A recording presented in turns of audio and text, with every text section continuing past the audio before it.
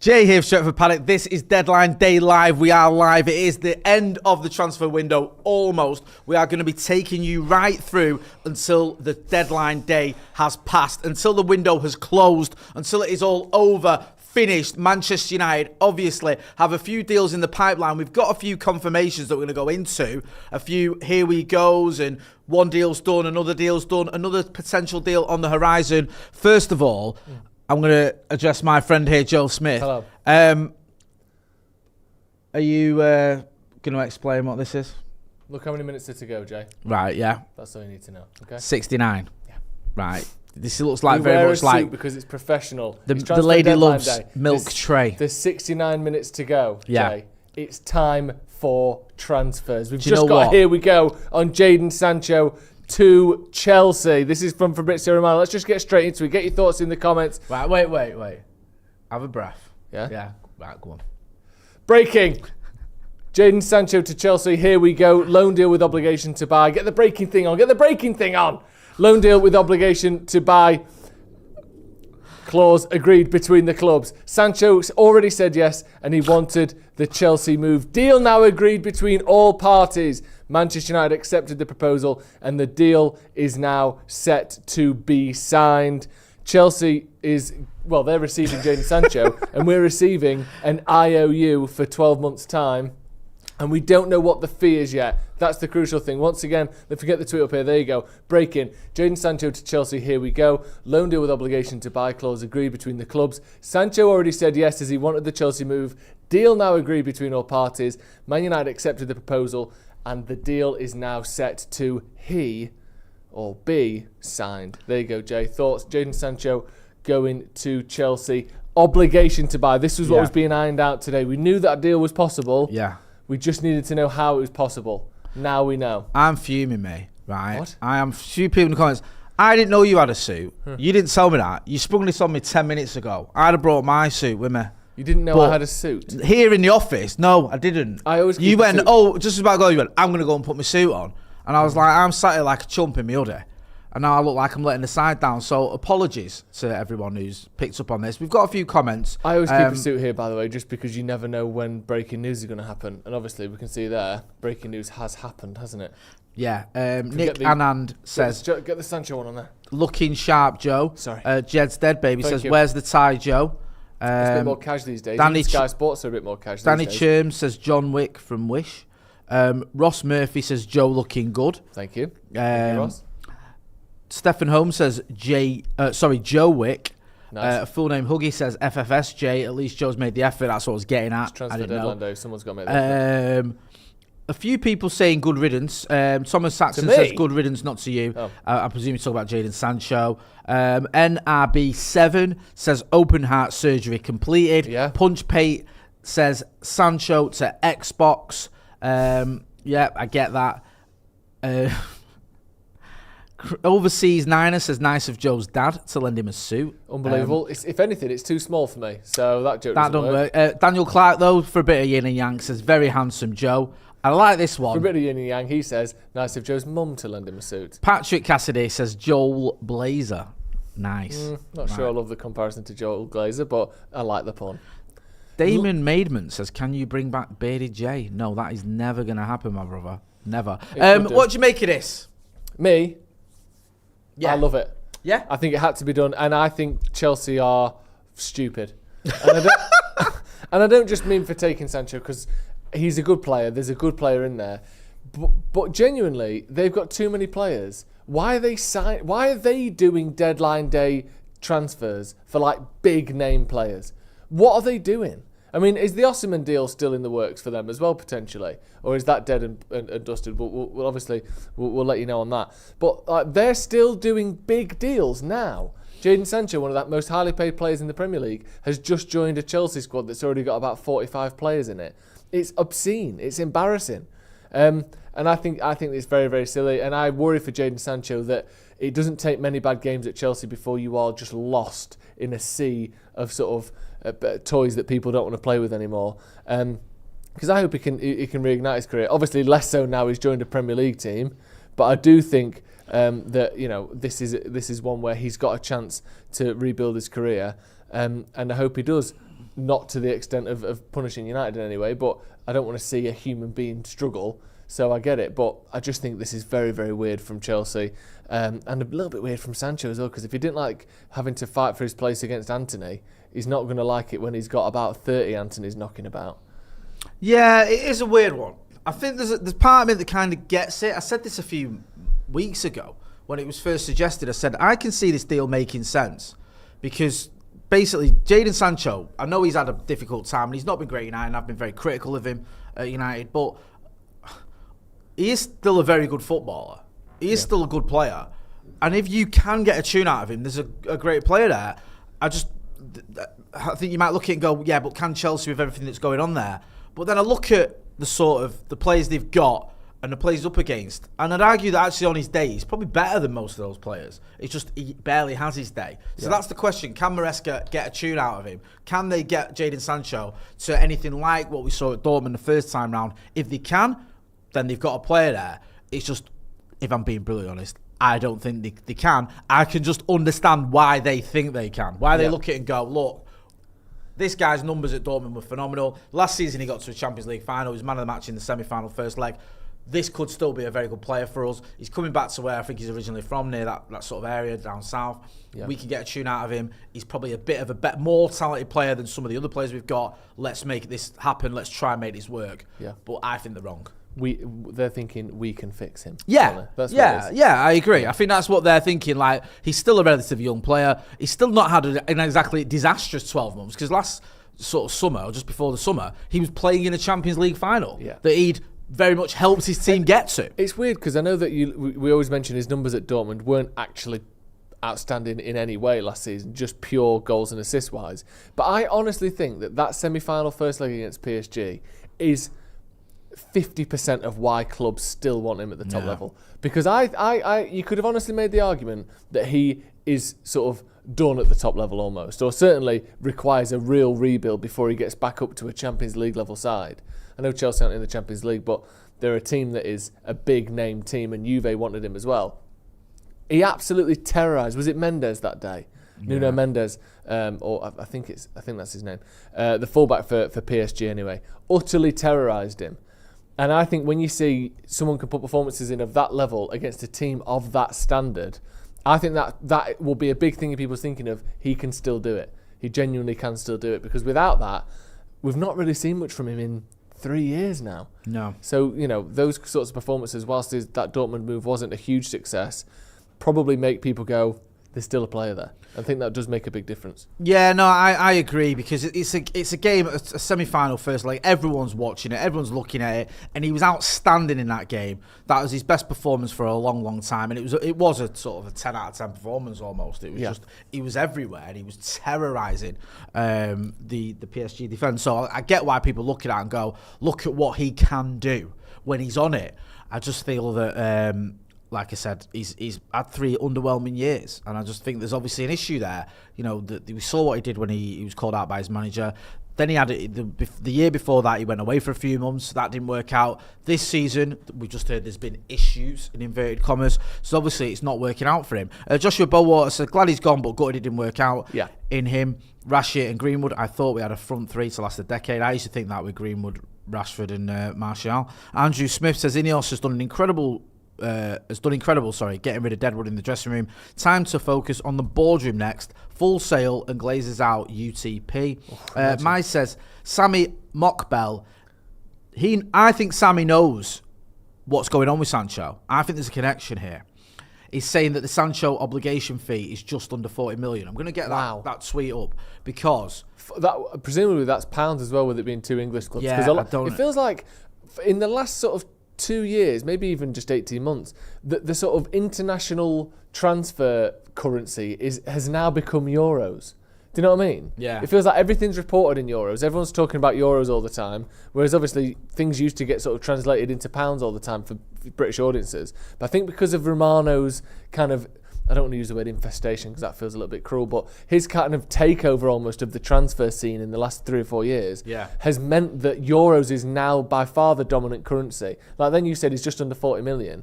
Instinctively, my brain goes euros, but it probably won't be if it's a British journalist and 2 British clubs involved. So if it's Is it less than or just less than? Because those two differences are crucial for me. Well, it says here, this is what Sammy Mockbell's tweeted. Chelsea agree loan deal with Manchester United for Jadon Sancho. Loan with an obligation on a price less than £40 million. Right. And then he says more transfers on Mail Sport. So, yeah, he's sort of pushing. He writes for Mail. But with Sammy Mockbell, I've been told in the past that he does have some sort of connection to Jadon Sancho, to the agents that Jadon Sancho that work for Jadon Sancho. So I think he's quite clued up. I know it's not just him that's running that article; it's someone else as well.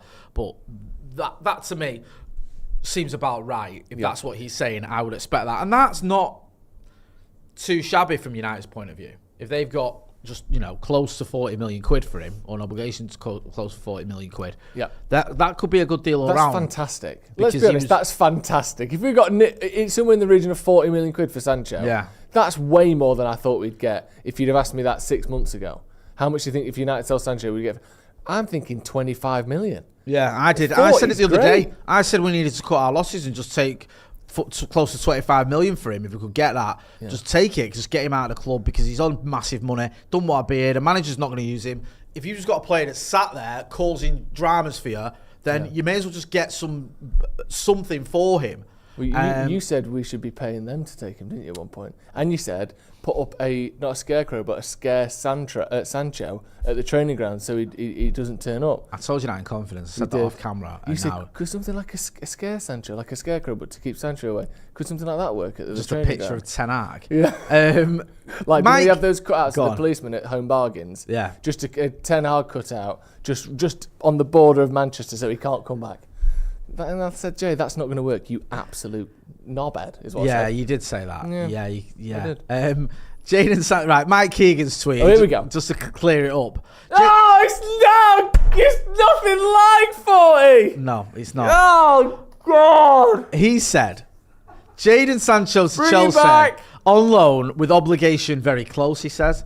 Future fee, I believe, is between 20 million and 25 million. Big saving on wages for United and gets a problem for them out the door. That's kind of what I said. 20 to 25 million. That's the number I just said I thought we'd get 6 months ago, and now we've got 40 and we haven't. We've got 20. Crikey. I mean, obviously they wanted him out, but I got so excited then. Who was it who said that, Jay? Mike Keegan. Let me get into some super chats here. Joshua Mark, welcome to the Academy. Thank you very much for joining. Joshua Bowalt says, glad he's gone, but gutted him. Okay, you read that one already.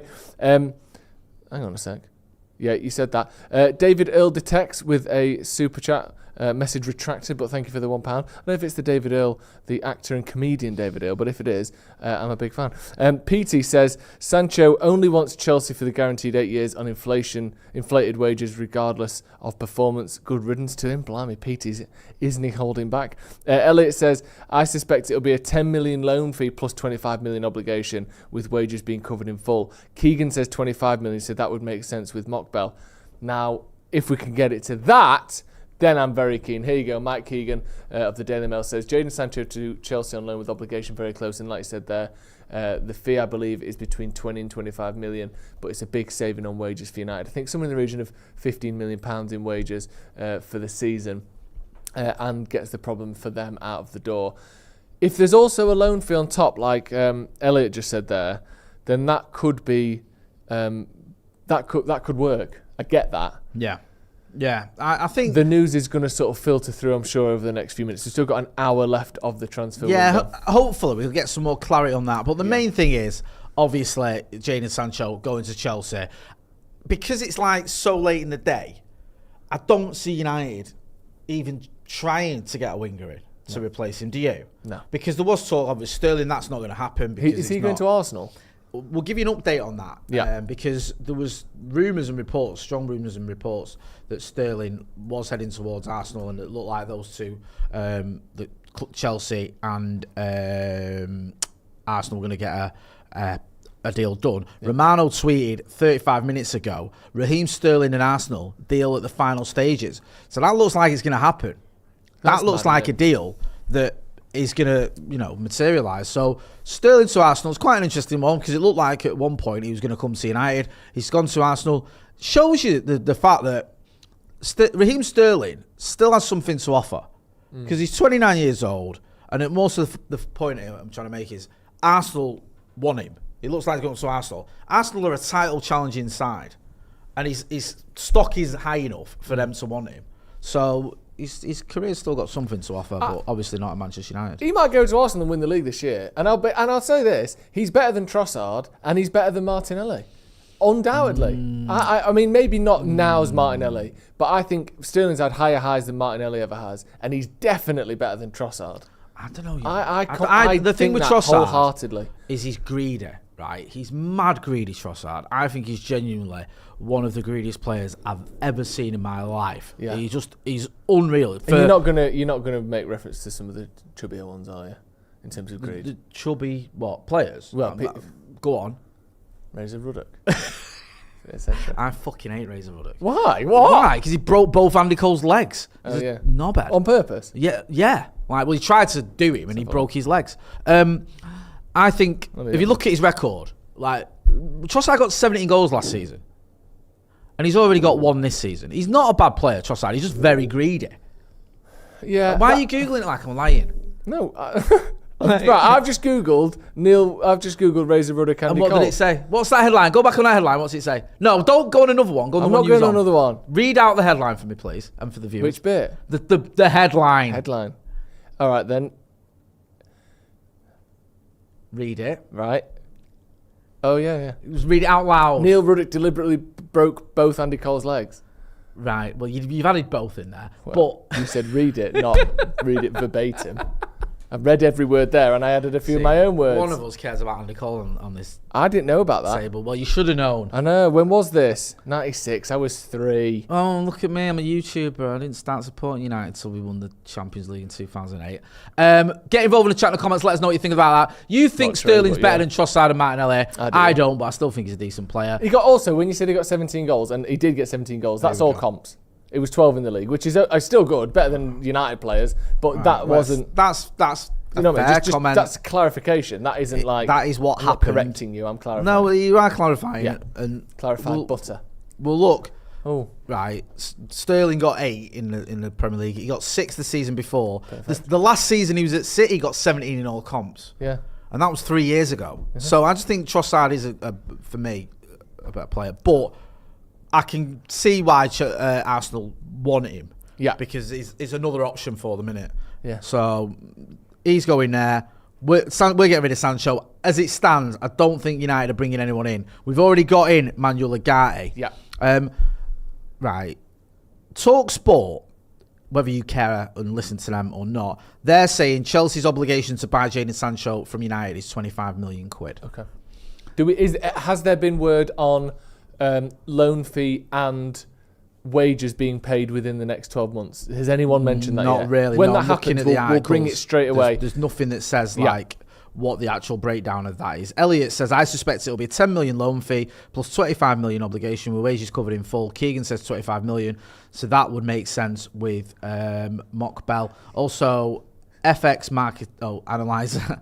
Thanks for joining the account. You all right? Ethan's plastic hat has fallen off. Yeah. Ethan's plastic transfer hat has just hit the deck. Siddhant Badam, who's a new member, thank you very much. David Earl Detect says, bloody hell, yes, I like you too. Thank you. I'm lying in bed watching this, having a lovely time.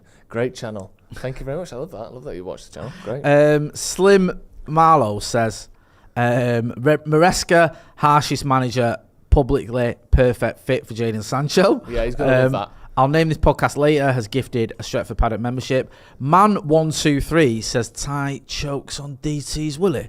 What's that all about? I think, Jay, we should go back in time around... Can we go back to 99? Around 38 minutes to be precise, because I would like to go through some of the breaking news slightly earlier in the night. And this is fresh from Manchester United, if we can get the tweet sorted. Announcing the transfer of Manuel Ugarte. As it stands, the last inward transfer that United are going to have of the window. Manu shaking hands with Man United. Welcoming a new face in M16. What do you make of that? Nicely done. Postcode. Yeah. We'll get to that in just a second. At Manu Ugarte 8, United have announced the full transfer of Manuel Ugarte from PSG. I'll go into this article a little bit. It says, Manchester United is pleased to confirm that Manuel Ugarte has joined the club subject to registration. The Uruguay international has signed a contract until 2029 with the option to extend for a further year. Last season, Ugarte, 23, won the league and cup double with Paris Saint-Germain before playing every game at Copa America and being named in the team of the tournament, taking his tally of international caps to 22. Since the start of the 22-23 season, Ugarte has averaged the second highest number of tackles per 90 minutes in Europe's major leagues. Look at this, reading off the stat book about him. Love that. Love all that. Manuel Ugarte said, and this is his first quote from him, "It's an incredible feeling to join a club of this magnitude, one that is admired all over the world. The project that the football leadership discussed with me is extremely exciting. Manchester United is an ambitious club and I am an ambitious player. The passion of supporters is something that's very important to me. I know how incredible United fans are, and I cannot wait to experience Old Trafford. I'm someone who's determined to succeed. I will sacrifice and give everything for my teammates. Together we will fight to win trophies and reach the level where this club needs to be." Come on. Dan Ashworth, sticking his nose in like he bloody loves to, said Manuel Ugarte signing was another of our primary targets for this summer. He's among the very best ball-winning midfielders in the world and has an excellent record at both club and international level. His qualities, experience and passion will be a great complement to our strong group of midfielders. Manuel is a player that we've watched closely and we're excited to see the positive impact that he will bring on the pitch and in the dressing room as we continue to strive for success. Danny Shields in the Super Chat, who's been a member of the first team 44 months, says, "First derby without doubt on Sunday. We'll have you lads on the watch along to help provide the banner. I'll miss with him. Much love, lads. Up the Paddock, UTR." Thanks, Danny. Thoughts with you as well, bro. Massively, You're always signing it when you saw your first game without loved ones. So, yeah, thinking of you. I just want to change tack slightly from all that because the papers are out. Tomorrow's papers today. Okay. They always tweet the back pages and the front pages. And the back pages are just awash with Erik ten Hag's press conference comments about Alan Shearer. So, like, all the back pages are going with it. So, the back of the Star, sheer stupidity, and it's sheer spelt as in Alan Shearer. Eric blasts TV pundit for rash criticism. I'll get into what Erik ten Hag said. Then you've got, the Mirror's gone with sheer stupidity as well, so they've all nicked on that, jumped on that one. Ten Hag blast for Al's criticism of Rashford. They've gone with blast as well. Yeah, then you've got the Telegraph, Ten Hag, Shearer was stupid. Again, I'm going to get into his quote in a minute. The Express, stupid to bash Rash. Ten Hag dig at Shearer as he backs subbed Star. So that's all the back pages I've got for now. I don't know if there's more coming out as we speak, and then we can get into that. Just worth mentioning because it is like literally every single back page that's been released so far is covering Erik ten Hag's comments on Alan Shearer. You got to remember as well that these papers, they get printed at like 8 o'clock, 8:30 or whatever, so they're not going to have any of the sort of last minute transfer news unless it's a second edition. On what he said, Erik ten Hag, today about Marcus Rashford, he said, "I was very happy with Rashi in pre-season against Fulham and against Brighton. I didn't take him off because his performances, because of his performances. We need rotation. It was stupid analysis in this case from this pundit." Now, he said from this pundit, he's either been asked or he knows, or it's Alan Shearer he's on about anyway. So he's pushed back on the criticism there from Alan Shearer. Alan Shearer, I don't know if you watched Match of the Day on Saturday, he did a bit of a segment on. I've got the quotes here if you want them from Shearer. Yeah, go on. So he said he's had 2 games this season, Marcus Rashford, and he's not had 1 shot at goal, which is harsh considering he had a goal disallowed. Yeah. So technically on the stat line he hadn't had a shot on goal, but he put the ball in the back of the net against Brighton. And as a striker, Shearer knows that is a shot on goal. If you're looking at like his ability to take shots, that was one. 57 goals they scored last season. Talking about United generally, that was the worst in the top half. Ruud van Nistelrooy has been brought into there. He's going to have to work his magic somehow. There you go. Yeah, I think that if you look at the analysis, it was probably what irked Ten Hag is the fact that Shearer devoted like a segment on Marcus getting caught offside. It wasn't just those comments that obviously are quite cutting. It was like, look, he's offside again. Look, he's offside here. Look, he's offside here. It's not good enough. He's got to look along his line here. And some of these criticisms are valid. I remember watching it thinking, he's not gone OTT here. He's just sort of, and he did as well, point out that at times when Marcus was onside and there was a run there, his teammates didn't pick him out. So he did sort of go, look, it's not just on him, because here, if the ball's played in from Harry Maguire, he's got an easy space to run into. So it was a little bit of both, to be honest with you. It was more criticism than any praise, but it was also criticism of some of his teammates. But there was a lot of focus on Marcus Rashford. The way to silence critics is performances. I say that all the time, and he's got a massive opportunity on Sunday. But I get Erik ten Hag sticking up for his player, especially when he's just let one winger go, and he's going to be more reliant on Marcus Rashford than ever. Fabrizio Romano tweeted 5 minutes ago, obligation to buy clause for Jadon Sancho to Chelsea from Man United is around 25 million. Yeah. That seems to be the magic number there, 25 million, which we kind of spoke about on the watch-along, didn't we? Yeah. We said United might just have to bite the bullet and let him go for 25 million, which is what we've done, according to Fabrizio Romano. It is almost, it's like, obviously, you can see there the tweet from Romano, but it feels like if the options were a loan with an option to buy or a loan with an obligation to buy, that in a way, the fact that hopefully if Chelsea are paying his full wages, you've got a year of his wages off the books before he's sold as well. So if they're thinking, well, we buy him off you next season, we'll have paid somewhere in the region of 15 million quid in wages, plus 25 million next year.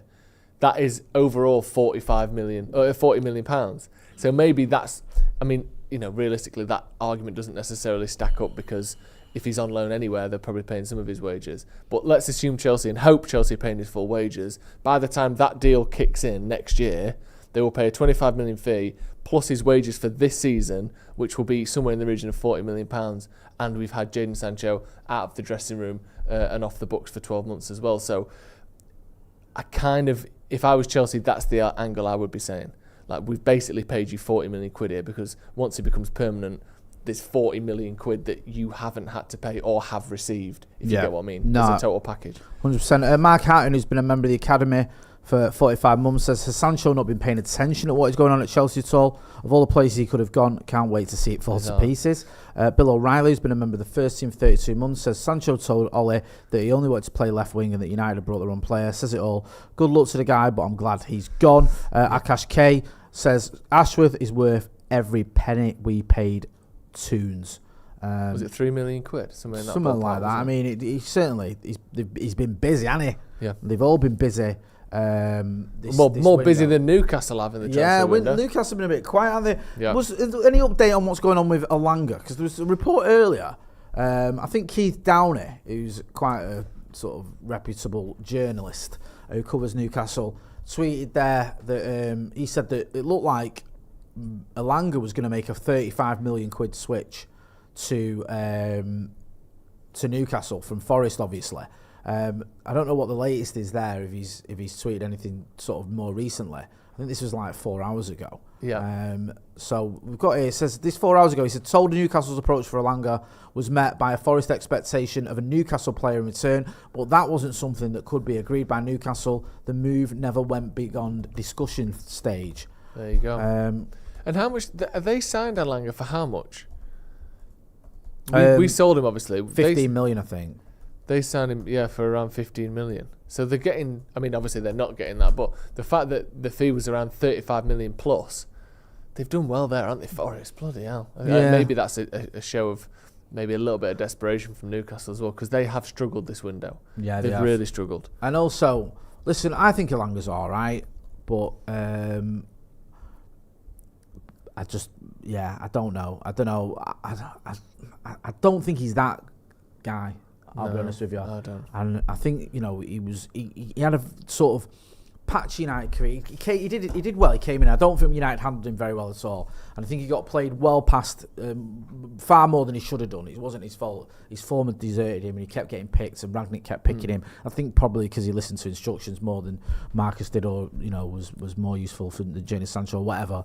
At one point, but yeah, he shouldn't have been playing as many games. And then he went to Forest, and I think when I saw Forest a few times, I know he played against United, but he was on the bench quite a lot as well, I think. Yeah. So I don't know. It's a bit of a weird one that, from Newcastle's point of view, and he's still relatively young. They might just say there's a player there who has scored some goals and who can be dangerous and who's very quick, and he has got a lot of talent. I don't know. I don't think that's someone I would have thought of as earning a bigger move. No. I thought, he seems to have done okay at Forest, but not where you go, oh yeah, he deserves a bigger move now.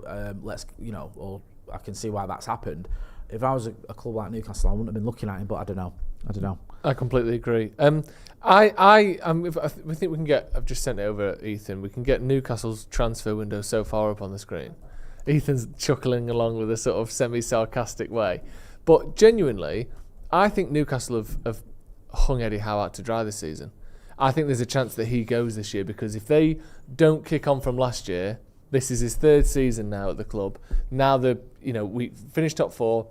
Then they finished 7th, got pushed out of the European spots by United, so they're not in Europe. So they'll have that whole thing of they're not in Europe, so they need to do a bit better this season. And they've basically not backed him at all. All they've signed, look, is a fake left-back, a backup goalie, and a striker from Sheffield United. When I say fake left-back, there's hints that could be a PSR kind of workaround as a player, Lewis Hall from Chelsea for €33 million. As you can, if you scroll down as well to their departures, Elliot Anderson going to Nottingham Forest for 41 million when he's a central midfielder that's not particularly great. They've done a couple of PSR workarounds, but in terms of genuine transfers, scroll back up, to the ins. No one. It's William Asula. That's it. That's not going to help you go forwards in the Premier League. I could see this being Eddie Howe's last season at Newcastle, to be honest. And it might even be he gets sacked from there and goes straight to the England job. Because if they don't go back up and look like they're sort of approaching challenging for the Champions League. So you're saying you think it'll go because he'll get sacked? Yeah. Right, okay, yeah, I'm with you. I think they're going to underperform this season because he's not been backed whatsoever in the window. Yeah. I think they'll underperform, and because it's his third season, the expectation is we are moving forwards. So you had a dip off last year. That's because of the injuries, whatever. You got Tonali back now. Now you need to push on. And if they don't, and I worry that they won't, I say worry. I don't think they will with that transfer window. I could see him getting sacked personally. Yeah, I can see your point. You expect them to be pretty ruthless, don't you? Look at who those owners are, and they're not exactly someone you'd expect to be sort of, nice and kind and understanding. Just ask Jamal Khashoggi. But I think that one thing that might go in Eddie Howe's favour is the fact they've not backed him at all. He might be able to say, look, you're not, you've brought me those players. Then we've started selling a load of players, and I've had, no back in this window. So maybe that could go in his favour, where they go, all right, we'll give you a little bit of leeway. Maybe, but you can already imagine the quote, the classic of, but he's got to get more out of the players he does have. Yeah. Like that whole thing of, but these guys he's got aren't performing. And I do think in football, rotation of the squad, I said this the other day, but the rotation of the squad and players isn't just about improving the players, it's about having a feeling of freshness and of like a trajectory to your squad. Yeah. Not signing new players. Things get stale, especially as the season goes on and there's injuries and people get tired. Looking around going, we finished 7th last season and the team's got maybe not worse, but certainly not better. That's demoralising. You almost want that sort of hope in the back of your head of this new guy, he might be part of the reason why we push forward. If you're a Newcastle player now, I guess Tonali is the one you're looking at going, he wasn't here last year, he might help us. But otherwise, why would we finish any better than we did last year? Unless, obviously if the injuries are way better. It's weird, isn't it? Because it just feels like with PSR and everything as well, it's so confusing and what it's doing to so many teams. And it's just sort of made such a big difference. Because when Newcastle has got all that money, you just thought, they're just going to go and spend loads of money and just do what they want. And there was all those fans sort of singing, you got Messi flipping burgers for us or whatever. But they've not been able to do what they want because of you know what I mean? Remember the chants? Yeah, like we've got Cristiano Ronaldo selling the hot dogs or whatever it was. Selling the pies. Yeah, that was it. Sorry. Yeah, they had all that nonsense. And yet they've not been...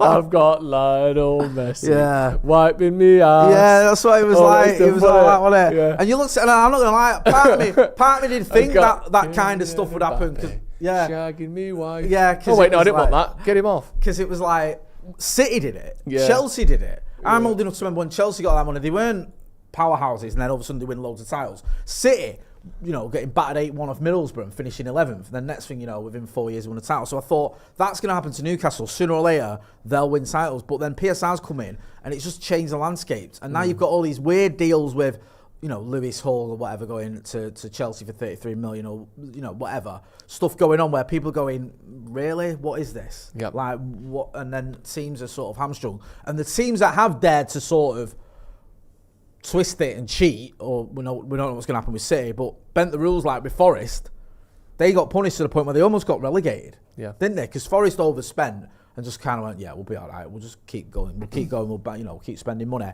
And then they very nearly got relegated. And I remember being on the overlap about 6 months ago now, whenever it was. And there's a Forest fan on there, and Gary Neville laid into him because the Forest fan was like, look, if it was a calculated decision and we decided, was it worth the risk of breaking the rules and getting the punishment but still staying up because the players we brought in were good enough to get us enough points to stay up, it was probably worth it if it keeps us in the Premier League. And Gary Neville was like hammering him. But I get it, because if you think, well, if it's, if at the end of it we still stay up or we still do what we need to do, then they're not going to be bothered, are they? No, absolutely not. If you're watching this, hit the like button. We've got 4,500 people watching and 333 likes. Let's get to 1,000 likes. United have signed Ugarte. Sancho has gone to Chelsea. There's big reasons to be happy at the minute. I mean, obviously, ignore the Brighton game. But in terms of building a squad, I think INEOS have done a sensational job this summer. We'll do a little bit more of a review later on. We've got 48 minutes left. It seems like everyone is buzzing with INEOS. Like, everyone is just like, this is amazing. They've smashed it this window. They've done everything they need to do. Is anyone doubting it? Is there anyone who's got a revisionist opinion? Because the vast majority of United fans I've spoken to, whether it's online, whether it's in my group chat, whether it's here with Joe, whether it's just in the chat here, are positive, are pleased with what INEOS have done, and feel like it's stuff that wouldn't have happened under Ed Woodward and Richard Arnold and John Murtagh. And I get all that, and I do agree. But is there anyone who's going, actually, no, we should have done better, or we could have done better, or this isn't, or we're just kidding ourselves? Is there anyone who's actually just saying, wait and see, we'll see? Because at the minute, it just feels like everyone's giddy and excited and this is all great. Yeah. But I just want to know if anyone feels differently. And if you do feel like that, let us know your thoughts. At the minute, it doesn't seem like Fabrizio Romano's tweeted for the last 4 minutes, which is just, Can someone check on Fabrizio, please? 6 minutes. Yeah. 6 minutes. He's not tweeted in 6 minutes. Someone knock his door down. He's like a dog in a hot car. He might have passed out. Get him! The last tweet was no agreement between Victor Osimhen and Chelsea after new proposal presented 2 hours ago. Do you know sometimes when people go missing and they don't know for ages because no one's they don't text people and they've got a lot of friends? Yeah. If Fabrizio Romano didn't tweet for 7 minutes, it's been 6. Yeah. The police instantly get called. It's like I think the Italian authorities have got that kind of built into their algorithm. If Romano hasn't tweeted for 7 minutes, we go in with the big red key and we knock his door down. Just double check again. He must have tweeted in the last 60 seconds. I think something's going on here. He's not well. What's going on? It's like I think 7 minutes ago was his last tweet. They're going in. That means the special team are going in. It's good. Probably Ornstein will tweet. Romano's been. He was just having a shit and he left his phone on charge. Imagine. Has anyone on earth, by the way, got more of those portable mini chargers than Fabrizio Romano? He's like one of those people that would play Pokemon Go for 20 different phones. Do you know, you see people cycling around with loads of phones on them, like a Lambretta with mirrors. Yeah. He must have so many of those little fucking batteries gone on. He's got to be on his phone constantly, hasn't he? Yeah. His usage time on his phone, Twitter in particular. What do you reckon? 12 hours a day? Probably more. He's taking it to another level. My mate used to do it. My mate used to be that guy, Craig Norwood, right? Yeah. He was the guy. I remember those. Yeah, you remember that? If he started following a player, the newspapers would run it. If he tweeted, people used to do that bat signal thing. When's Norwood going to tweet? What's it? He had a very high, around the Radamel Falcao and Daily Blind and all that sort of era. Immediately post Fergie. Yeah, he was on it, and I'm mates with Craig, and he was. He was just on it and he knew. And it made me laugh because he didn't tweet for months, right? He stopped tweeting. And everyone was like, what's happened to Norwood? Is he okay? And I remember speaking to him how come you don't tweet about United anymore? And he said, to be honest with you, he said, I've fucking forgotten my password and the email that I've used for it. I can't remember how to get into that account. I was like, what? But he kind of stopped doing it anyway because to do it, you have to be on it all the time. Yeah. And have all you have to be constant. And he had a bit of a career change. But yeah, with Romano, when we first had him on the channel in 2020, I remember congratulating him on 1 million followers on Twitter. I said, you've got 1 million followers on Twitter, congratulations. He's currently got 22 million. Is that it? Yeah, in less than 4 years. That's ridiculous. We must have been about, I don't know, September or something, 2020, we interviewed him. So yeah, just about 4 years. He's got 22 million followers, 21 million more. Who's that with him? For anyone worried about his safety, he's currently on a live stream and he has been for the last 5 hours. So he is. Is he there against his will? He is alive. Has he been tied up? But he's not very well, if we're on it. He's been live streaming. And if you do, when you scan through the bottom bar of a live stream, every single time you look on that bottom bar, every little bit that pops up to say what was going on at that point, he's just doing this. Like every single time you scroll across him, I was like, unbelievable work ethic on the guy. Absolutely crazy, that, isn't it? He's getting all sorts of people on. Yeah, so Romano's safe. Call off the search. We've got 2 competing songs for Go on. the Ugarte deal. Have you seen these? Right, go on. Hang on, right. Let's where are they? Let's have a look. Well, do you want me to sing them? Yeah, go on. You sing them because I've got. You right. I'm gonna go through some super chats and you can find those songs. One of them is the song, so don't read that. Go on. Sam Z says, we're all buzzing, just hope the Scousers don't suck the joy out of this window.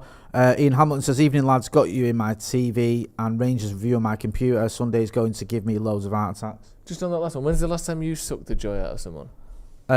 You know the answer to that song. Jesus Christ. Can't believe you don't remember. It was only this morning. I saw you in that train station lift earlier. Was everything all right?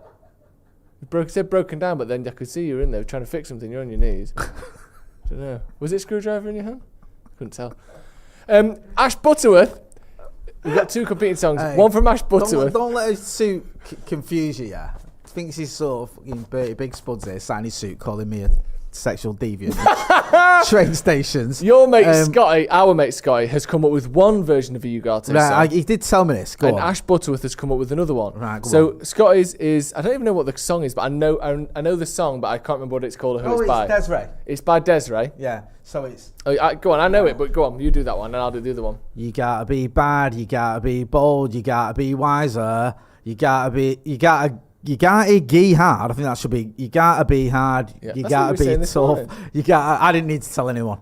You gotta be stronger. You gotta be cool. You gotta be calm. You gotta stay together. Oh, I know. Manuel saved the day. Yeah, I don't know about that one. A lot of words. Yeah, it's a lot of words, and I think you might struggle to get everyone on the same symphony. Ash Butterworth, on the other hand. Right, go on. Anything you want, you gotta. Anything you need. You got it. Anything at all. You got it. So. How's it end? Baby. Yeah. Is that what it ends? He doesn't say that, but I've had a baby on. Yeah. So that's Ash Butterworth there. Which one wins in your eyes? Scott is my boy, so I'm going to back Scotty out. But I just feel with him, it's a bit wordy. It's a bit of a version. Desiree as well. Not everyone might be straight away on it. No. But you never know. Sometimes as well, you get these ones that like everyone loves, that's their chant, and then someone comes along with another one. Do you know, like, what was McTominay's original one? Because McTominay had one, didn't he? And then the Elton John one came along. Do you remember? So you had McTominay, like Saturday Night's Alright for Fighting. That one came along. I can't remember what the original one was. I'm halfway to a Ugarte also as well, Phil Jones had a new one, didn't he? He had one. Then it was, he's Phil Jones, always believing. Yeah. So sometimes you get the other ones, like, don't you? Who was there? Yeah, like Manuel Fellaini. His was a bit of a late starter. His was to the Caravan of Love, wasn't it? Every woman, every man, join the Caravan of Love. Stand up. He's Fellaini. Yeah, so, do you know what I mean? The problem with that song and other songs where trying to loop it to sing it more than once, it's too much of a stark end in that one, isn't it? You can't really go from that to like singing it again. No. The best ones are loopable. Do you know what I mean? Yeah. Because I remember my pal on the bus they always used to go. Do you don't remember it on a ragger tip, do you? SL2, yeah. Do you know? I don't actually know what word you're saying. Yeah, there's a song called On a Ragger Tip by SL2. I don't know if you'll remember it though, because it was like early 90s. I wish I could play it. Obviously, yeah, I can't. There was a good one for. I was going to say I'll check the lyrics and see if that helps me out, but they aren't helping me out. But that was it. That was the De Gea one. Oh, I know that song. Yeah. Well, they all sang it on a bus, and then then they brought it to Old Trafford, but it was mainly the thing that they sang on a bus. Yeah, so it'll be interesting to see what happens with Ugarte, because who was it? Was it Bashi who had that Cavani one? that he was like levered on his head dancing with his dogs. Yeah, and the ABBA one. Yeah, and he did that, and then he just banged, and then the next thing, Cavani's singing it on an MUTV interview and all that. But then that changed as well. Cavani got a new one, didn't he? That's what I mean. So I feel like if you sort of force it to happen now, you just need ones to sort of catch fire. Remember the Januzaj one? Someone posted it on a forum once, and that's probably one of the most chanted chants I've heard post Fergie. For about a year, that was everywhere, and then obviously he fell off and people got fed up with it. The seagull that followed the trawler says we could still bring Rabiot after the window's done. That's true. Has he not got a club yet? Is Rabiot clubless? I'll find that out. Yeah, found out. What's going on here? It doesn't seem like anyone's signed Rabiot yet. Jed's Dead Baby says something to ponder. Is our squad better than Arsenal's was 2 years ago when they challenged out of nowhere? I'll have a look now. Zach says Elanga had a killer chant. That's true. Yeah, he did. Pointing out the obvious says it's Ugarte and he'll make you cry if he wants to. Cry if he wants. Oh right, it's Ugarte and he'll make you cry if he wants to. Cry if he wants to. You will cry too when he goes through the back of you. That's not bad. I think there's something we can get to the tune of "You got to fight for your right to party." Something like Ugarte fights that rat Thomas Partey. Right, okay. Something, do you know what I mean? Yeah. Something about him being better than Thomas Partey. Because they're both playing in the same position. No, well, that's why I call him a rat, you see. Yeah, right. We don't say it, but you sort of say it. Yeah, he's... Do you know what I mean? Yeah, We're not saying it, but you're calling him a rat. He is, a criminal. No, but exactly. Some might say it. Let's just say he won't be going on holiday in Spain anytime soon. Shall we go through Arsenal's squad from the 22-23 season that was just mentioned there? And is United's better than that? So their starting keeper that year was Aaron Ramsdale. Would you rather have Onana or Ramsdale? I'd rather have Tom Eaton than Ramsdale. He's the most overrated goalkeeper ever. Okay, there you go. Then you've got Kieran Tierney, Ben White, Saliba, Tomiyasu, and Zinchenko started most of the games at left back. He had Gabriel as well, but he just got there then. So what do you make of him?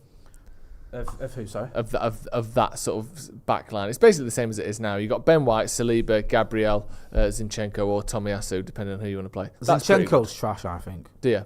Yeah. Ben White's decent. Saliba's the world-class one there. Yeah. And Gabriel's okay. And Tomiyasu, if he's coming with Zinchenko's decent. Then you've got a midfield of, at the time, it was Thomas Partey, it was Xhaka, and Jorginho rotating with Odegaard in front, typically, with the main players there. I think that's better than Mainu, Casemiro, Bruno? No. And then a front line of Saka, Jesus, Martinelli was the main players in that one. The thing to remember that is, they all weighed in with goals, didn't they? Yeah, they did. I think Saka and Martinelli and Odegaard all got 15 goals. Yeah. That's the big difference here. This United team, we could potentially, I'm not saying we will, you could potentially have a season where no one gets 15 goals. That's not beyond the realms of possibility. I mean, I don't expect it to happen, but it could. So that is a massive difference. Also, I mean, if Martinez stays fit, I think he's as good on his day as Saliba is. It's just, obviously, last season he was injury ravaged. Odegaard is class, but then again, I think Bruno's class as well, and I think Bruno's numbers stand up to Odegaard's and are probably a little bit better. I think Mainu's a better player than Xhaka, and I think you could argue that Partey, for all his faults off the pitch, was a very good player for them, especially around that time. Yep. Probably a bit better than Casemiro is now. So I think the midfield's even-ish. I just think it's that front three gets you goals, and I don't know if ours does. I think the biggest problem United have got right now is goals. Yeah, that's my worry, because we haven't got a goal scorer. An out-and-out goal scorer. Marcus had that purple season, if you can call it that, where he got 30 goals. He's had other seasons where he's got 20-odd goals as well, but that was his sort of, his big one. But then last season he fell off. Garnacho, I love Garnacho, but is he going to get you 15, 20 goals a season? Maybe, probably not. Diallo, again, is he going to do it? I'm not sure. And even people like Xerxes and Højlund. Højlund did quite well last season. I think it's 17 goals in all competitions, 16, 17 goals in all competitions. I'll double check, but yeah, in that ballpark. So, did very well, but, he could 15 goals 16 in all competitions. He could have a season where he gets 20 goals in all competitions, 12 in the league and 8 in the cups, which is okay, but it's not prolific. Again, Joshua Xerxes was Bologna's last top goal scorer last season, but I think he got 12 league goals. So he's not a goal scorer. He can get you goals, and he does. We saw it against Fulham. But he's not someone who's going to, necessarily get you 20 goals in a season. And if he did, that'd be the first time I think he's ever done it. Yeah. So that's my big worry. Because it's okay having players that hit 12, 13, 14, 15 goals if you've got a few of them like Arsenal did. Yeah. They had like 3 players that hit 15. Jesus probably got about 8 or 9 or whatever. Then you've got others who weighed in. Zaka probably got you 6 or 7. They've got others who weighed in. Do you know what I mean? I think that was 15 league goals each as well. Yeah, that's what I mean. Yeah, that's a great point. Yeah. Whereas with United, you could have a scenario where, you know, I'm not trying to be negative for the sake of it. I'm just saying this is what worries me. Yeah. Højlund gets you, say, 12 league goals. Xerxes gets you 10 league goals. Bruno gets you 8. Marcus gets you 7. And Garnacho gets you 6. And so does Diallo. Yeah. That's not enough. What United need is a return to at least 20 goals this season from Marcus Rashford. 100%. You need Garnacho to be bursting through that 10-goal barrier as well that he sort of sniffed around last season. He needs to be pushing that 14, 15 goals this season in all competitions. Yeah. And like you said, you need Bruno to be coming back in. I was looking at some stats from Bruno the other day, and I don't know if people have ever used Understat, the website, which is good for looking at like XG and stuff. And it's a good website in general. But you can look at sort of XG and expected assists, which is obviously when you give players the ball and the places they take their shots from, that's how many assists the metrics think you should get from those shots, if you know what I mean. And Bruno Fernandes, his assists for his career are 15.5 lower than they should be. Like, the finishing of the people he's played with has been consistently below average. 2 seasons ago, obviously this season doesn't count. Last season, he got 5 assists less than he should have. The season before last, he should have got 17 Premier League assists.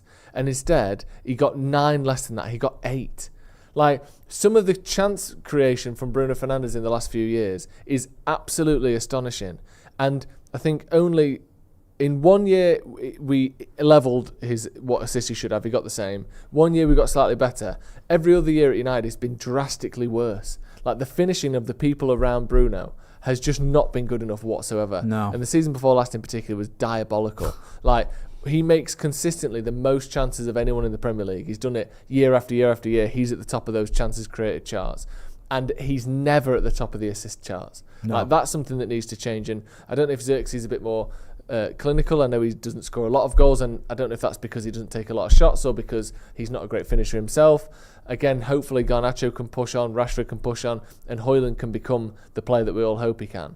But like you said, the number of goals we scored last season, Shearer said it. I mean, I'm not going to criticise Rashford the way he did, but United got, 54 goals last season? Like 57. Yeah, in the 50s. Yeah. That's awful. Yeah. It's terrible. Like, it's the worst in the top 10, as Shearer said himself. Like, United need to start scoring more goals, and being more clinical is a big part of that. But if they do, if you get 23 from Rashford, 15 from Højlund, 9 or 10 from Xerxes, 12 or 13 from Garnacho, and another 12 or 13 from Bruno, we might finish second. Do you know what I mean? Like, I don't think we will, but these are the differences. Like, if players have good seasons in front of goal, I know it's very obvious, but that is literally the difference between fighting for fourth and looking at, bloody hell, we're not that far off the top. Like, it's that simple. It really is. Just on that front as well, and I'll get in some super chats in a minute because there's loads of super chats, so I'm going to get into them and just normal chats as well.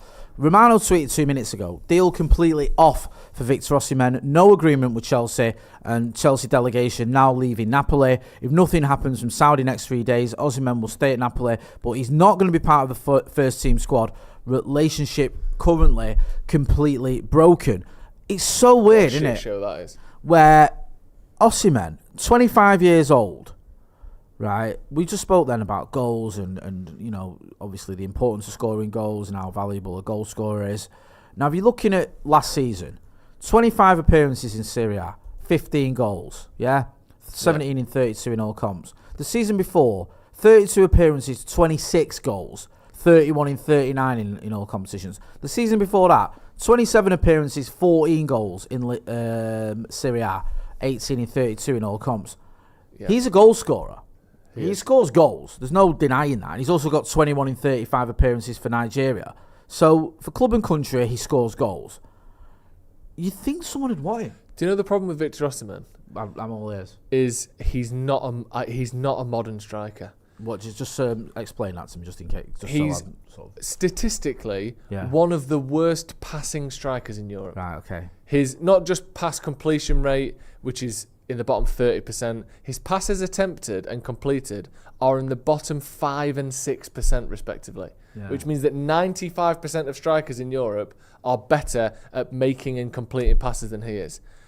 Like his medium length passes is in the bottom 1%. Like his pass completion rate for long passing, so if he gets the ball and switches it or whatever, bringing other people into the game like modern forwards do, is in the bottom 5%. And not to mention the fact that defensively, his tackling is in the bottom 6%. His dribblers challenged and dribblers tackled are both in the bottom 5%. Yeah. Like, he's not a defensively hard-working attacker. His tackles and interceptions are both in the bottom 14% of attackers in Europe. And he isn't very good on the ball. Like, he's very good at putting the ball in the back of the net. Like, his shots on target, his goals are all very good. But other than that, whether he can do it and doesn't want to because he's a little bit annoyed at Napoli for having to stay for another year, or he's not capable. But the rest of his numbers are genuinely shocking. He could easily come to the Premier League and be expected to hold play up with really good defenders on him all the time, bring other people into the game, be a sort of target man centre forward. I know he's not really that kind of player, but unless you want exactly what he's offering, his numbers are utterly trash. And I think that is a big worry for people. You have to have a player you have to play a way that completely suits him. Otherwise, he's just not that good. I get that. And that explains it of why people won't look at him. It's even with that. Because like when Napoli won the league, he's obviously a huge part of that. He scored over a third of their goals was by him. Yeah. And let's face facts, Napoli don't win the league that often. Like, no. You were over there. Was it like the last time they won it was when Maradona was playing for him? So, like, it's a huge deal for them to win the league. And he was their talisman. He's their guy that got them all them goals. Yeah. So, if you can work a system where you're getting the ball to him and just asking him just to score goals, it obviously works. And it worked for them because they were defensively solid and they scored loads of goals. He scored 77 goals that season, which is far more than anyone else in Serie A that season. The nearest to him was Inter, who finished third, and they only got 71. So... it still surprised me a little bit. I get what you're saying. Yeah. But I just think with strikers and goals in such short supply, to the point where someone like, I don't know, Nicholas Jackson is one of the top scorers, I think, in the league last season when he was up there. Yeah. And he's a player that everyone looks at and goes, he's not even that good. You think someone might go, well, 25-year-old Victor Osimhen, if you want someone who can just stick the ball in there, his numbers are decent and he's won a Scudetto, which can't be ignored. But yeah, I guess people are looking at it and going, nah, man, because he's not that guy when it comes to the link up and everything else. Which obviously nowadays people want more like a Gabriel Jesus or a Roberto Firmino, who doesn't score that many goals but plays in those in around him. Yeah. Well, more Firmino because I think Jesus is just shit at both. To be honest with you, I think he's well overrated. Just finally on Osimhen, go on. How many passes do you think he completes on average in the last year per game? So this is completed passes per game, and this is average. So this isn't like one of those ones where they're highlighting it because it's particularly bad. This is over his per 90 for the whole last of 365 days. Completed passes per 90 minutes. I think it's got to be at least, it's going to be bad in it because you wouldn't have highlighted it if it was bad. So I'm going to go towards the lower end and I'm going to go, say, 18. 9. Shit. I went low, and I went double what it actually was. 9. Yeah. Do you remember when 9 completed passes per 90? When Gary Neville dug out Gabriel Bonlahor, and I think he touched the ball like 6 times in a half or something. Yeah. And 2 of those were kickoffs. Yeah. And Gary Neville was like, "Look at this." And you're telling, I know that's touches rather than complete passes, but 9 completed passes. Yeah. In a game. Every game. Every game. So one every 10 minutes, obviously. Yeah. That's probably why. Also, as well, I feel a bit sorry for Osimhen because I feel like because of what's gone on with him in Napoli, which isn't his fault, by the way. Napoli didn't they like put out like racist tweets about him or something stupid? Oh yeah. And but because he fell out of him, you almost get tired with the brush of, well, he's a difficult player. Yeah. Well, there's an issue with him in his club. There's an issue with him in his club because they trolled him. Like, it's not his fault. Like, he was banging in goals and they decided to troll him. So he had every right to be upset, but it feels like that's sort of tainted him somehow because it's like, oh, he's a bit of an issue. So I do feel a little bit sorry for him, but not that much that I care. Cal Wilson, who's been a member of the Academy for 3 months, says INEOS have done unreal. No coincidence that the likes of Pogba, Martial, Lingard, Sancho, that salt mentality, they reset the dressing room up the paddock. Callum Townhill, welcome to the Academy. Fungi to me, who's been a member of the Academy for 43 months, says when did United last have a window this good, or this good of a window? FPL Mikel, so scoring more goals will also let us have more control in games and sub out key players earlier equals more rest, less injuries, fitter and better squad. George J says it's pronounced Ugarte. The G is silent like lasagna. Your mate said that, didn't he? Silent like lasagna? What's that like? Hungry like the wolf B side? Yeah. Wasn't he doing that? Isn't all food silent? What's he on about? What food do you go in and you go, fucking hell, that cucumber's making a right racket? What do you mean silent like lasagna? What are you on about? Obviously it's silent, it's lasagna. Bangers and you mashing. Idiot. Yeah. Bangers. Bangers and crash more like. Noises food. Silent like lasagna. Yeah, because when he's saying Ugarte. What? Damesh. What? Let's start this conversation again. Wasn't your mate, Damesh Seth, calling Manuel Ugarte? Yes. Thank you. So I presume that Sky have someone who tells them this is how it's pronounced. Yeah. And the thing is, you can still be right and in the minority. So the vast majority of people just say Ugarte because they read it and they don't hear his name being spoken about that often. Yeah. But there's a good chance that Damesh is right because he's probably had someone tell him. This comes back to the age-old conversation, though, doesn't it? Because this is like, when you go to the age-old conversation. But when you go to an Italian restaurant, do you say bolognese or do you say bolognese? There are certain words that lasagna. What? I say lasagna when I go to a restaurant. That's your order. Yeah. But imagine if your order was bolognese, what would you say? Spag bol or not? But the thing is, we don't pronounce all words the native way, do we? No. So Ibiza, we put the th in there. But if you said like chorizo, I think you're a knob. Yeah. And I don't like trying to talk like a. Well, exactly. But sometimes we all local. do. I think it's insulting. Yeah, but sometimes we all say croissant rather than croissant, don't we? But is Ugarte going to be one where we say Ugarte or Uarte? Because we don't say Bruno Fernandes, which is how you meant to say it. We say Fernandez because it's difficult for the palate. So it just depends, doesn't it? There are some where we do and some where we don't. And it's not up to me to decide, Jay. I might just call him Manuel. That's wrong, actually. That. Do you remember when it was Memphis Depay? And everyone was calling him, is it Depay? Oh, yeah, Depay. Because it looked like Depay. Yeah. And I remember because I worked in radio and it was a big thing in radio. You had to get the pronunciation right because obviously that's literally what you're doing.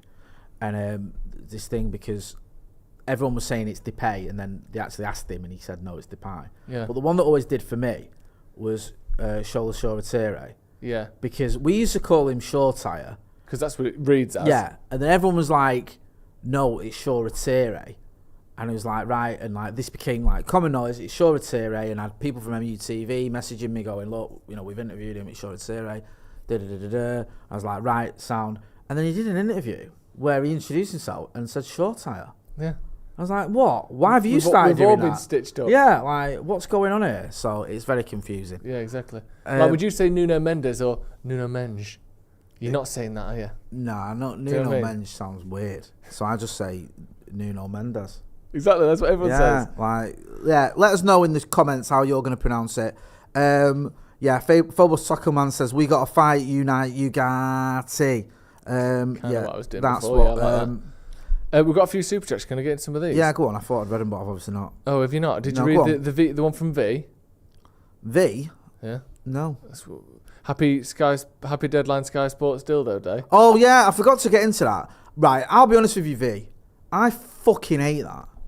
The whole dildo, fucking the pussy, absolute virgin behaviour. I do. It's just not.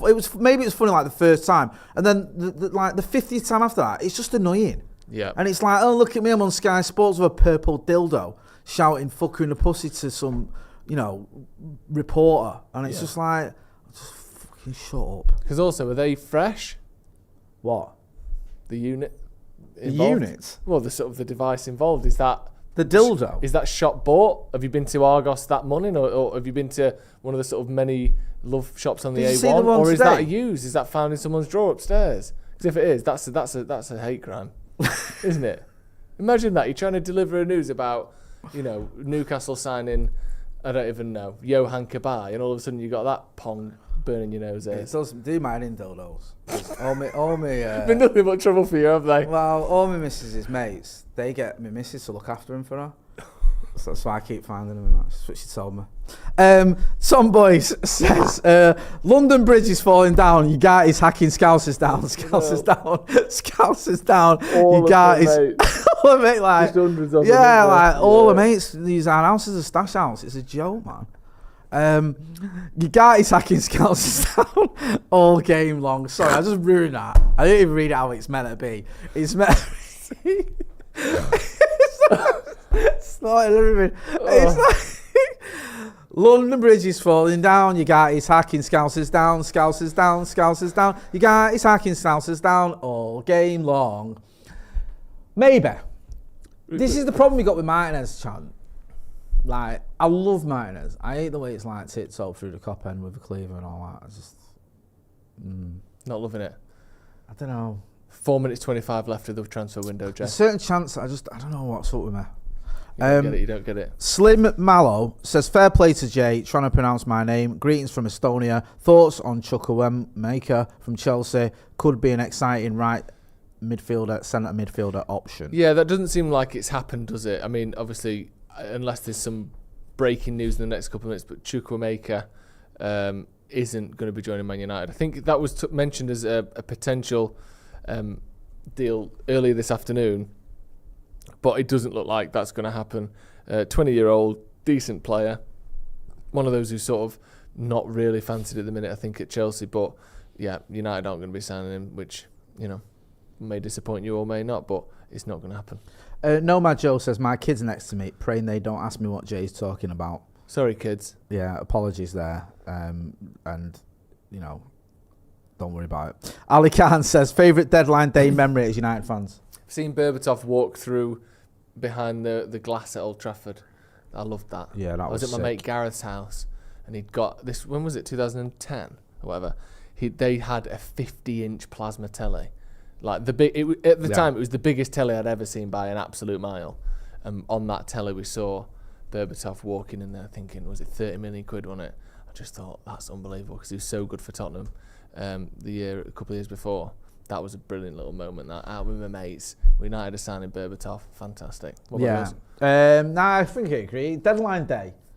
That's the one memory that sticks out in it, the Berbatov. The Berbatov. Yeah, because I think when I think of deadline day, I don't think of any sort of big United deals that were a success. That were a success on deadline day, unless I'm misremembering. I can't think of one. Yeah, let us know in the comments if there's any that springs to mind. Deadline day, we did that. Because Ronaldo weren't deadline day, was it? No. It was that was big at the time. Deadline few days. Yeah, that was mint, day. but it weren't deadline day. No. I know it didn't work out the way we wanted it to, but it was actually mint, the fact that Ronnie was coming back to Old Trafford. But yeah, I can't think of a deadline day other than that. Beans McSwilly says, the most beautiful head of hair and head in YouTube football channels. What do you like that? We're almost there, by the way. Yeah, we've got 2 minutes to go until the transfer window slam shuts. Okay, should we go through Manchester United's ins and outs as the window comes to an end, and then we can all do Old Lang Syne, I think is the technical thing to be doing here. So we've got Manchester United's transfers. We go to transfermarket.co.uk. People call it Transfermarkt. I think they're just using a bit of vowel play there, but I think it's transfermarket.co.uk. So let's get into this then. Manuel Ugarte has now been added to that list as well officially. Manuel Ugarte. Has been added to the list. You can see there, Lenny Yoro, 62 million euros. Manuel Ugarte, 50 million. Matthias de Ligt, 45. Joshua Zirkzee, 42. And Noussair Mazraoui are the main transfers there at 15 million euros. Just worth mentioning again, the oldest player on that list is 26. The average age is early 20s. Yeah. United have made no loans, have signed no one over the age of 30. for the first time in quite some time. Yeah. Like, that has been the method for United over the last few years. It's emergencies, it's backups, it's stopgaps, and it's they'll do for nows. Yeah. There's none of that with this. And whether these transfers all work out to be successful or not, I mean, statistically speaking, they're not all going to be successful. Even at the top clubs, not everyone's successful. That we've given ourselves a much better chance of improving the team short term and not losing money and being embarrassed long term. The wages make sense, the fees make sense, the ages make sense.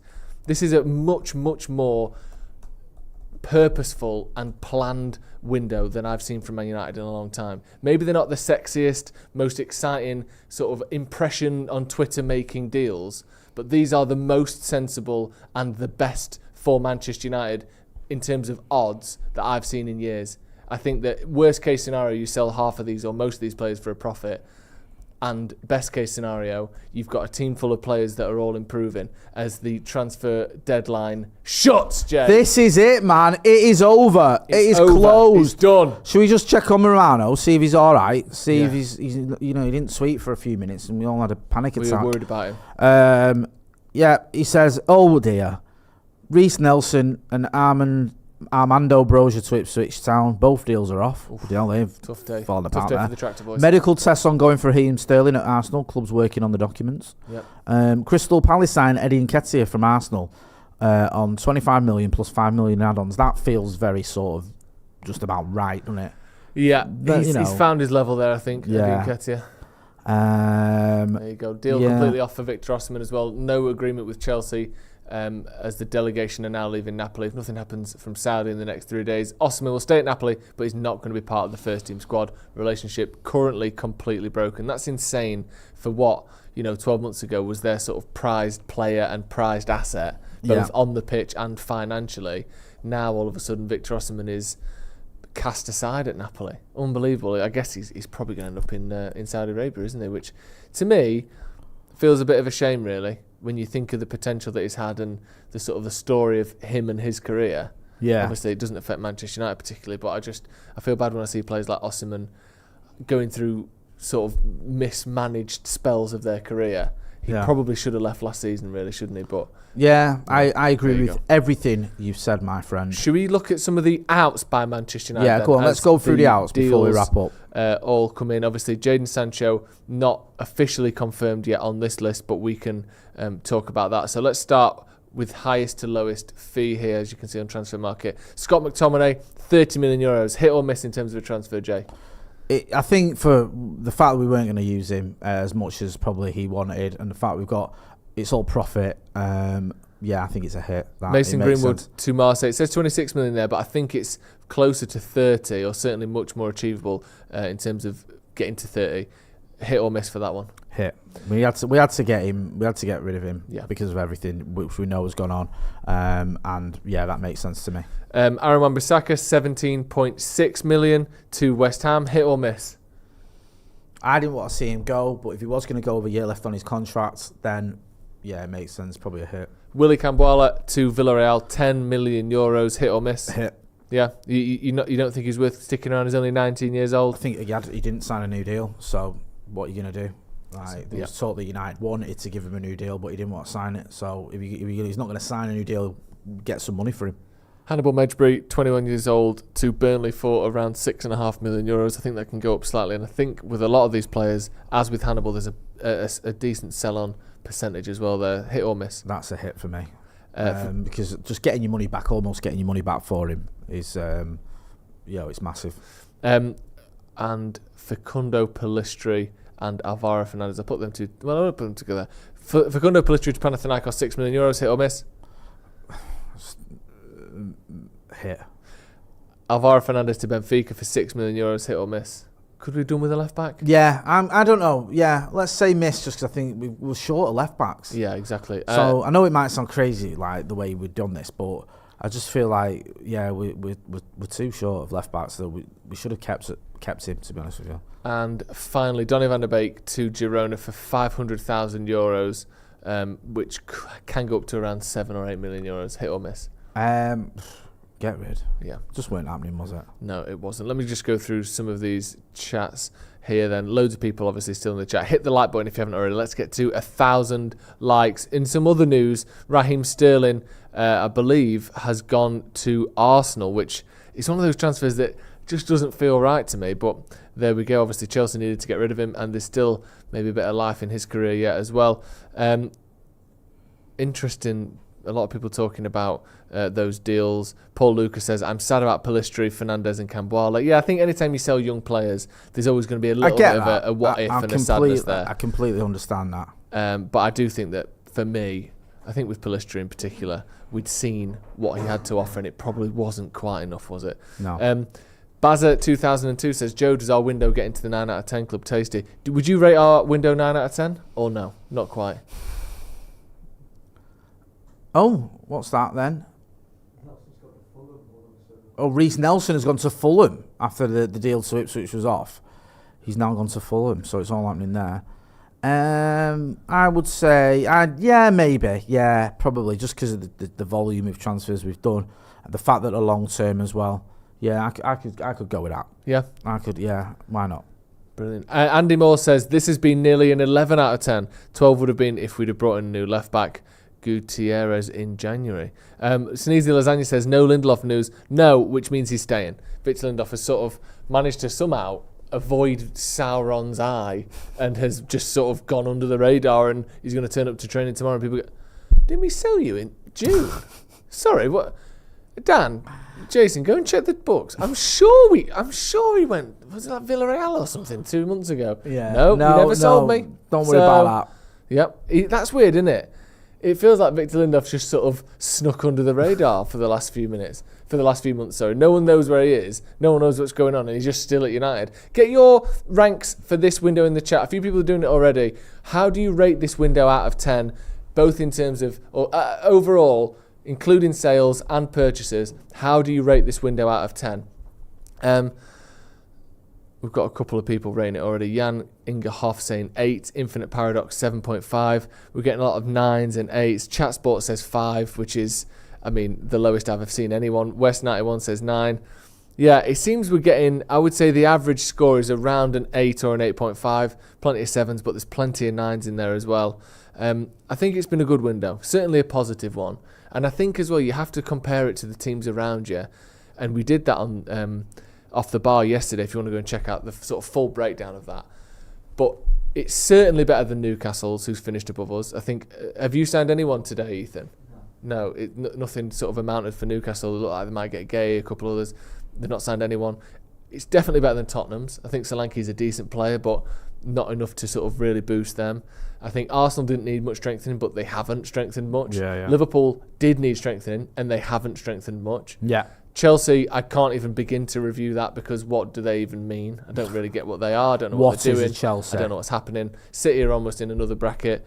But if you compare us to the teams around us, United have comfortably had the best window. So let's go and prove it. Let's improve and let's, it's not going to be winning every week now, but let's really make a proper challenge for top 4. And maybe let's just get top 4. Maybe not be going down to the last game of the season to work it out. Obviously, we're going to have hope that some of the teams around us have poorer season than last year. But United's squad is better than it was. I think we need to start seeing that on the pitch, and I think we will, personally. Do you? Yeah, I do. I agree. I think we've got a better squad, and I think it's 2 games in. Once we get into sort of the middle of the season and players are getting injured and you've got quality to bring in for them, players need a rest, and you don't have to keep playing them through injury or playing them when they're not 100%. You don't have to run them into the ground. You can rotate a little bit. Then we will see the benefits. And also, I think Manuel Ugarte fits into this midfield perfectly, and I think he's going to be a big player for Manchester United. Yeah, absolutely. Right. I think we should end it there, personally. Yeah. The transfer window has ended. Well, the window is over. These months of speculation, of deals, of chats, of talks ongoing, of United on monitoring, of this, that and the other is done. The squads are set. The season's here. Liverpool on Sunday. It's all kicking off, Jay. This is when the real football begins now. It's locked in and United are ready to go. We are ready to go. Like you said, Liverpool on Sunday. We're going to be here for a watch along. You're going to be here. I'm going to go to Old Trafford and come back here, do post-match. We're going to have the preview out in the morning as well. So make sure you are hitting like, share and subscribe. That's been Joe Smith. Thank you very much, everyone. This has been Deadline Day Transfers Live. Thanks for watching.